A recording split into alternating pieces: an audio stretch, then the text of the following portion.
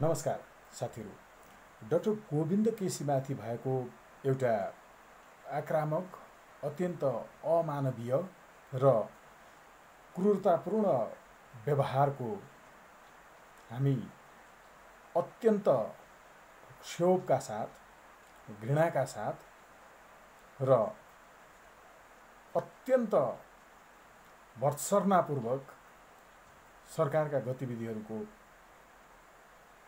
निन्दा गर्दछौँ। धेरै बोल्दिन, एकदमै छोटोमा नेपाल प्रहरीले डाक्टर गोविन्द केसीको शरीर बन्धक बनाएको छ।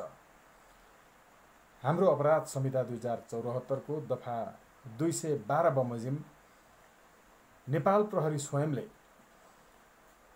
प्रहरी आफैले, सरकारले अपहरणको काम गरेको छ। यो अपराध संहिताको दफा 206 समेत आकृष्ट हुन्छ र त्योभन्दा महत्त्वपूर्ण रूपमा त्यो आकृष्टसम्म हुन सक्छ। तर दफा 212 बमोजिम प्रहरीले डाक्टर गोविन्द केसीको शरीर बन्धक बनाएको छ र यो जसरी जबरजस्ती हस्पिटलभित्र पुर्याएर अरू व्यवहार गरिएको छ, यो वर्ल्ड मेडिकल एसोसिएसन टोक्यो डिक्लेरेसन 1975 को समेत एगेन्स्टमा छ, जो उहाँको इच्छा विपरीत औषधि नै भए पनि फोर्स फिडिङ गराउन थालिँदैछ। सत्याग्रहीको साँच्चै सत्यको आग्रहपूर्वक गरिएको मागलाई बेवास्ता गर्दै प्रहरीले जबरजस्ती उहाँलाई बन्धक बनाएको यसकारण छ। त्यो बन्धक बनाइएको कि उपत्यकाका प्रहरीका प्रमुख श्याम गेवाली भन्नेले आफूलाई केही जानकारी नभएको, यस्तो हुन सक्छ भनेर बताएको सञ्चार माध्यमहरूमा आएका छन्। निजले आफूलाई केही जानकारी उपत्यकाभित्रका प्रहरीले के गरिरहेका छन् भन्ने बारेमा नभएको बताउनु, मुलुकमा प्रहरीको भेषमा गुण्डागर्दी चलिरहेको र गुण्डागर्दीको संरक्षण भइरहेको पुष्टि भएको छ। साथीहरू, हाम्रो अपराध संहिताको दफा 212 ले हात हतियार बोकेर धाकधम्की दिएर एक थोक भनेर अर्को थोक गरेर, त्यसमा पनि वर्ल्ड मेडिकल एसोसिएसन 1975 टोक्यो डिक्लेरेसनको एगेन्स्टमा एउटा हस्पिटलबाट आएको एम्बुलेन्सलाई अपहरण गरेर र डाक्टर केसीलाई बन्धक बनाएर, त्यहाँ डरधाक पनि छ, धम्की पनि छ। सबभन्दा महत्त्वपूर्ण कुरा, एम्बुलेन्सभित्र प्रहरी प्रवेश गर्दा टिचिङ हस्पिटल नै जाने हो भनेर प्रवेश गर्नु र त्यहाँबाट झुक्याएर अर्को ठाउँमा पुर्याइनु, बन्धक बनाउनु हो। यो हाम्रो अपराध संहिताको दफा 212 ले भन्छ। साथीहरू, म अलिकति केही प्रस्तुत गर्न चाहन्छु। अपराध संहिताको दफा 212 ले भनेको व्यवस्था के हो साथीहरू भने, कसैले कसैको शरीर बन्धक लिन हुँदैन। यसले स्पष्ट भनेको छ 212 को उपदफा 2 ले।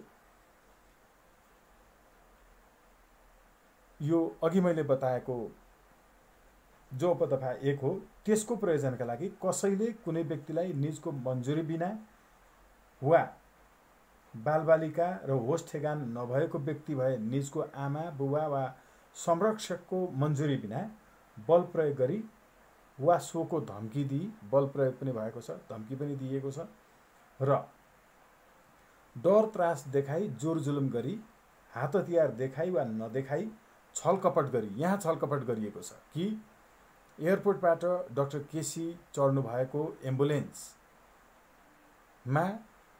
हामी टिचिङ हस्पिटल नै जाने हो भनेर प्रवेश गरेका प्रहरीले छलकपट गरी डाक्टर केसीलाई अर्कोतर्फ लगेका छन्। त्यसैले छलकपट गरी,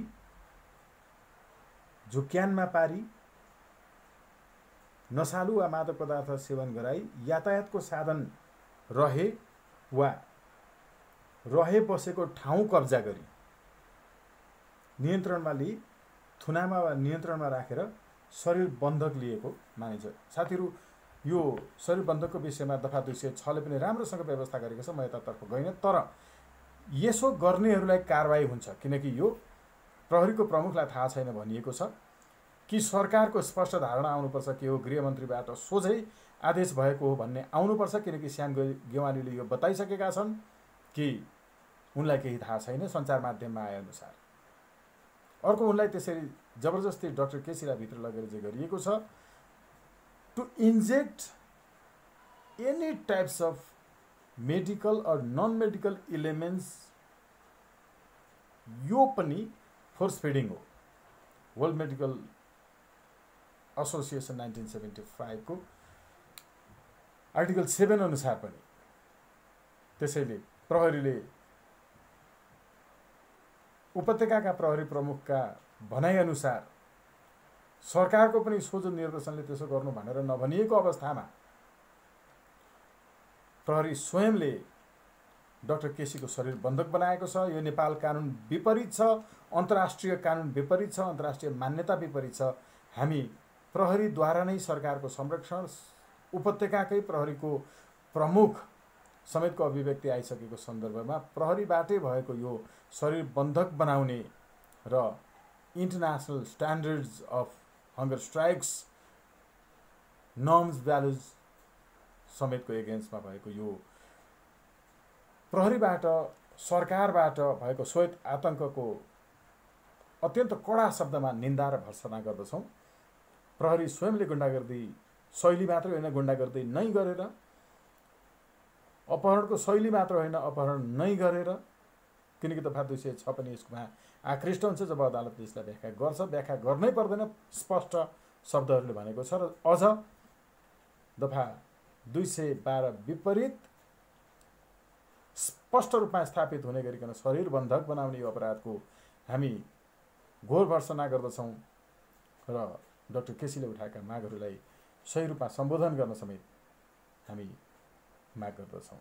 स्वतन्त्र राष्ट्रिय अभियानको तर्फबाट यी मागहरूलाई पुनः दोहोर्याउँदै यो जो भएको छ नेपाल कानुनको, अन्तर्राष्ट्रिय कानुनको समेत मान्यता र प्रावधान विपरीतको अपराध सरकार, राज्य र प्रहरीको तर्फबाट भएको पुनः निन्दा गर्दै तत्काल उहाँले उठाएका मागहरूको सम्बोधन गर्नका लागि पनि हामी ऐक्यबद्धता जाहेर गर्दछौँ।